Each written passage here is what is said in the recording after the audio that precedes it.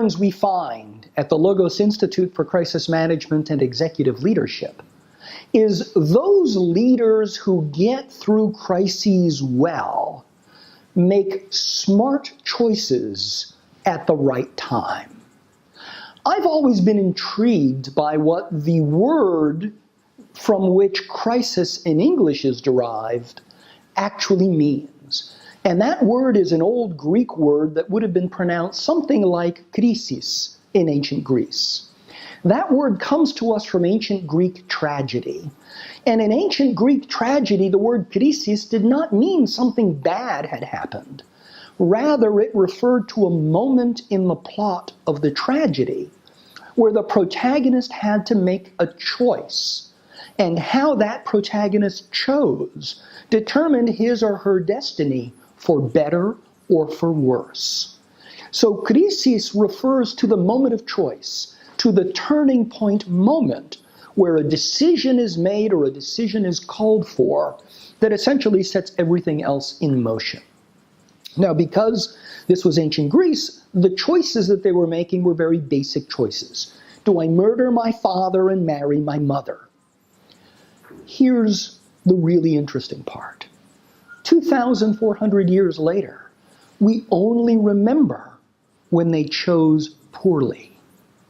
We remember the name of the guy who murdered his father and married his mother. We still use his name today as the name of a psychological syndrome for an inappropriate attachment to one's mother. I believe the same applies in the world of crises today.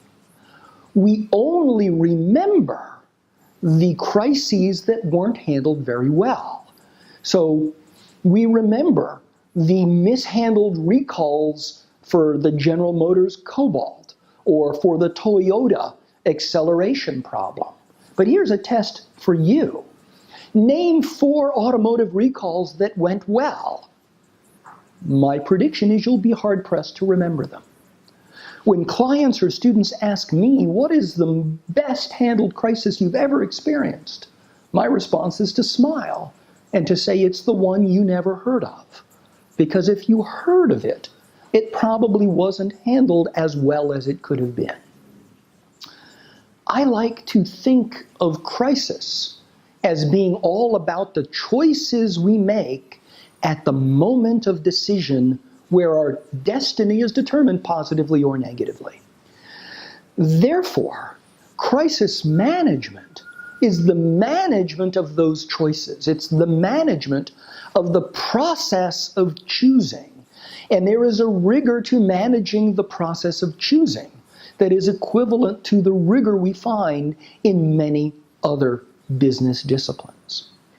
The key to managing our choices is to make sure that we ask the right questions.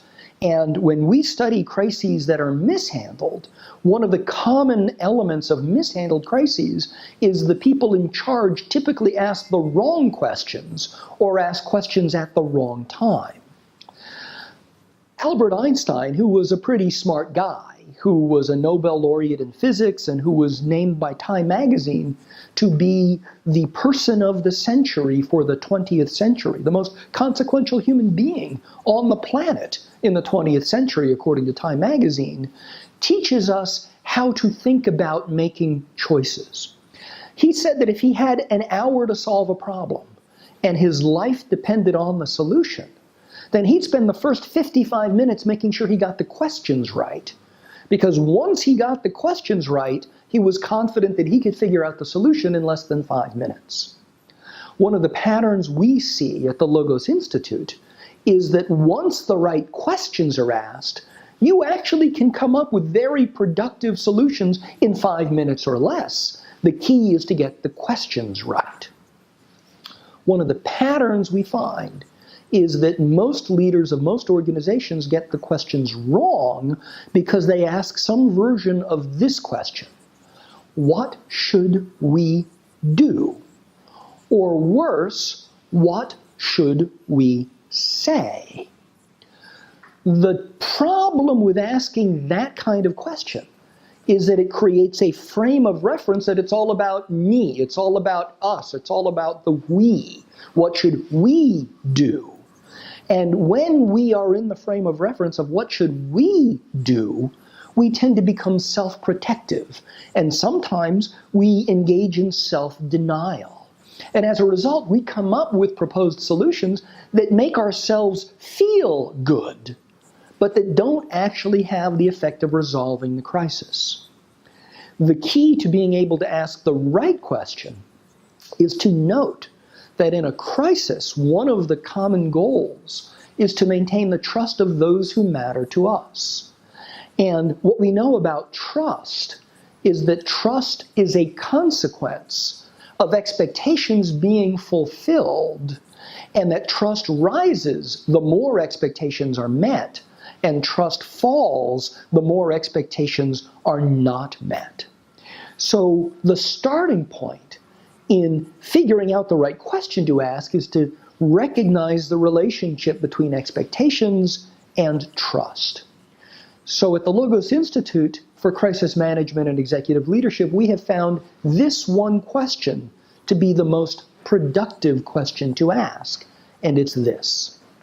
Think of the stakeholders who matter to you, and then ask, what would reasonable people in those stakeholder groups appropriately expect a responsible organization or leader to do when facing this kind of challenge? Now, we could spend a lot of time debating the words reasonable and appropriate and responsible, but we really know what those mean. So, for example, assume that there's a plane crash. Reasonable people don't appropriately expect a responsible airline to know at the moment of crash what caused the crash. Now, the media will ask about it and social media will speculate about it, but that doesn't mean we need to engage in that speculation, because reasonable people don't appropriately expect us to know the cause of the crash at the moment of crash. Similarly, reasonable people don't appropriately expect a responsible company to release the names of those who were killed and injured until their families have been notified. Now, media will ask the questions and social media will speculate, but that doesn't mean that we should engage in that speculation. We can use this framework. What would reasonable people appropriately expect a responsible organization to do in this circumstance, and inventory expectations to a very granular level. We can inventory them to the large universe level of all customers, all employees, regulators, shareholders. We can also inventory expectations to a very narrow universe of stakeholders. So, for example, only those employees who work on the midnight shift on this assembly line in this factory, and we can inventory those expectations very, very clearly. Here's the good news. However disparate particular expectations may be, there's one common expectation that applies across all stakeholder groups, and that expectation is this. In a crisis, every stakeholder expects us to care. To care that there's something that shouldn't have happened or is in the process of happening that should not be happening. To care that people are potentially or actually affected by this thing. To care that there are victims who might need to be attended to. To care about the consequences of this. One of the most productive ways to think about the question, what would reasonable people appropriately expect a responsible organization to do, is they expect us to care. Now, what it means to care may be different from situation to situation, may be different from stakeholder to stakeholder, may be different across time. What it means to show you care in the first hour may be different from what it means to show you care in the third day or in the third week. But the need to show we care does not change. And when we study patterns, one of the patterns we see is that the single biggest predictor of harm to reputation, of loss of trust, of loss of confidence, of loss of all of the other measures of competitive advantage is the perception that we don't care.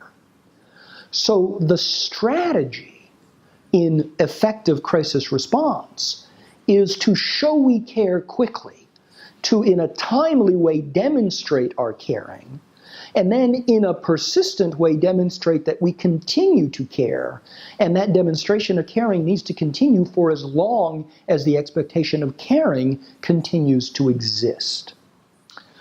When we see our job in managing a crisis as making sure that we ask the right question, when we ask the question in terms of stakeholder expectations, when we find ways to fulfill those stakeholder expectations, both particular and general, and when we recognize that the general expectation is that we care, we can actually get through the crisis with minimal harm to trust, to confidence, to reputation, and to other measures of competitive advantage.